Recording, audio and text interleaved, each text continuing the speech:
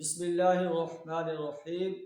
عن عبد الله بن عباس رضي الله تعالى عنه قال رضي الله عنهما قال غمني رسول الله صلى الله عليه وسلم وقال اللهم علمه الكتاب.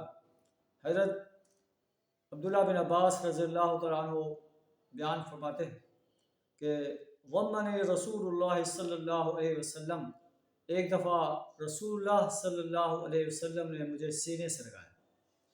کتنا عظیم انسان ہے جسے اللہ کے رسول صلی اللہ علیہ وسلم اپنے سینے سے لگا رہے ہیں، اور کیا کہتے ہیں؟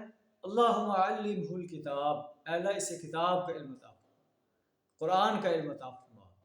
اور پھر انسانیت نے دیکھا کہ اللہ نے عبداللہ بن عباس رضی اللہ تعالیٰ عنہ کو قرآن کا اتنا علم عطا فرمایا کہ اسے مفسر قرآن کہتے ہیں۔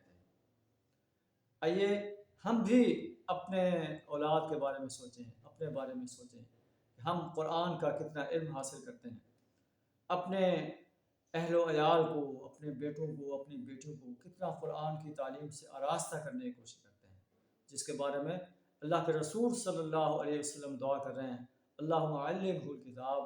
اللہ ہمیں بھی اپنے اولاد کے لیے ایسے ہی دعائیں کرنے کی توفیق عطا فرمائے۔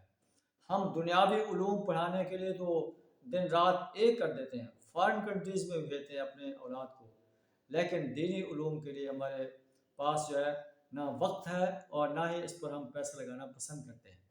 اللہ سبحانہ وتعالی ہمیں اپنے آپ کو اور اپنے اہل و عیال کو قرآن و حدیث کی تعلیم سے آراستہ کرنے کی توفیق عطا فرمائے۔ وآخر دعوانا ان الحمد للہ رب العالمین۔